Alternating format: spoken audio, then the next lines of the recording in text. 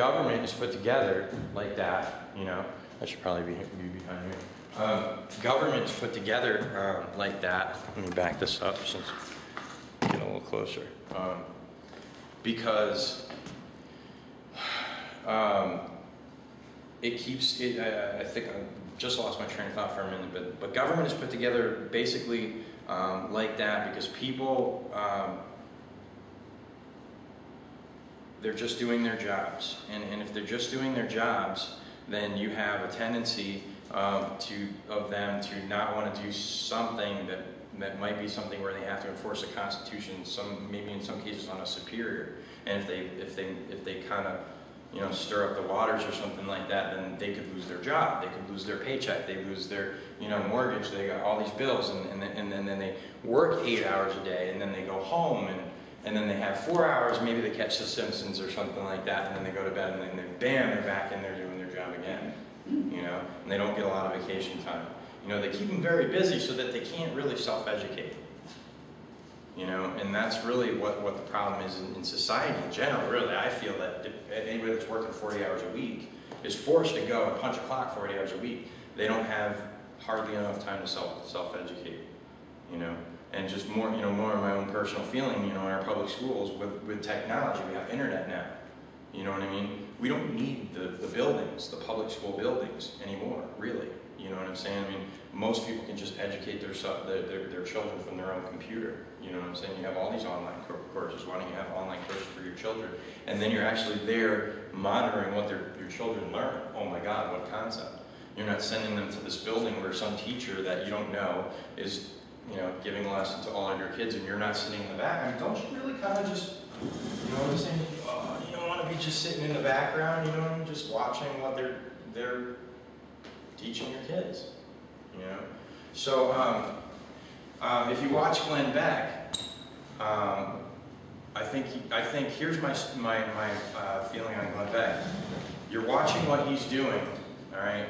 He's being, I think, fairly responsible with his audience. If he just comes out and tells the truth about the way things really are, and the people instantly, that many millions and millions of people hear the truth at the same time and wake up, there's a certain amount of anger and frustration that comes along with learning that truth, to the point where many famous people have said that if they found out there'd be a revolution tomorrow, and in some cases you'd run to the nearest law firm and drag lawyers out and hang them by the nearest lamppost, because you realize that this is their con that they have going on, and it's costing people their lives, literally, you know, and those people, it's costing them their lives also because they have nowhere to turn, you know, and you don't hear about it once it has ruined their lives, because then they go and get put behind bars.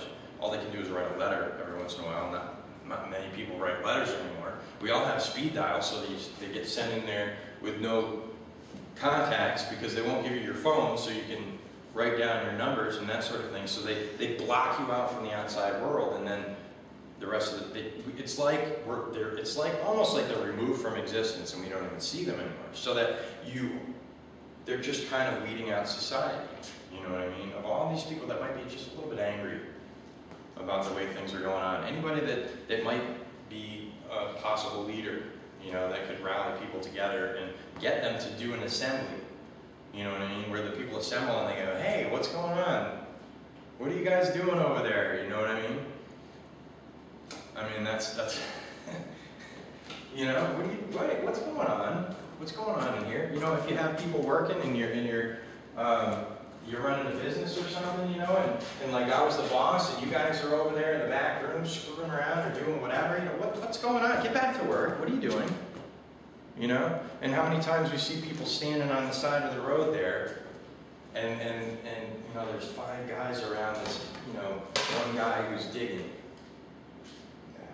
And they need 5 guys to supervise the one guy that's digging. You know, because they have to have these 5 guys on the payroll, because then they'll get that much money, and that's ridiculous. Most people know that's like 101 Patriot stuff, you know what I mean? People that know that our roads are like, they get this budget, and they're main principal intent is to increase the budget, which increases taxes.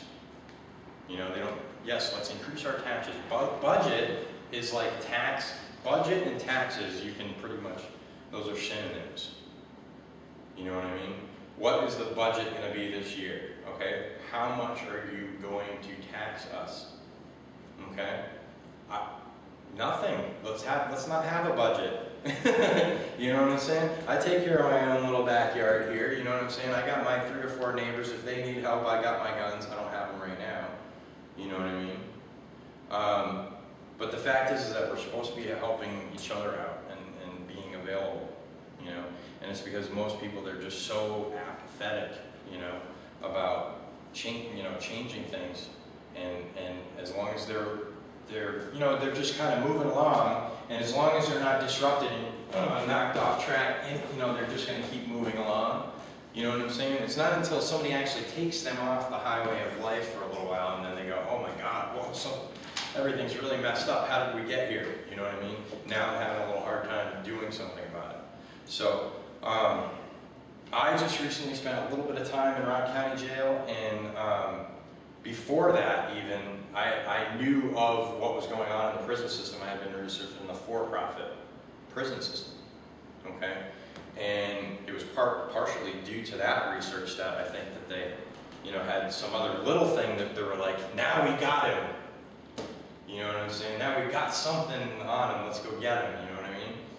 But I think it was due to all my research into the local community that just kind of gets me on the radar. And that's actually, by the way, an exact quote from a friend who talked to one of the Lake police officers. And this is, I'd never broken any law. I got here, I have a clean record from New Hampshire, 12 years being in New Hampshire, you know, and then I come here, I was here for 2 years, still right in this community, dealing with all the local officials for 2 years, nothing on the record, nothing. And then suddenly, a year and a half ago, this little thing gets on there, and then this, and so if you look at my report, feel free to look it up. There's a bunch of charges on there that they just decided to throw a bunch of charges at me. You know, let's shut this guy up, shut him down, you know. And they've been very effective. Very, very effective, okay? So part of this assembly is something that I had already planned on doing. You can check out my Process to a Sovereign Community. You might want to write that one down, okay? And this is definitely something that local folks are going to want to watch. It's a 3-part series on my YouTube channel. Rock Village, Process to a Sovereign Community, all right? And you can see the date on there. It was like over a year before this stuff happened.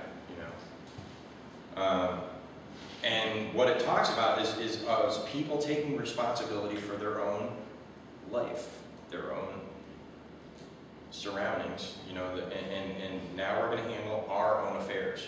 And what that is actually just taking a block and mapping it off and sticking it up on your wall and going, I'm going to make sure that all these people succeed. You know what I mean?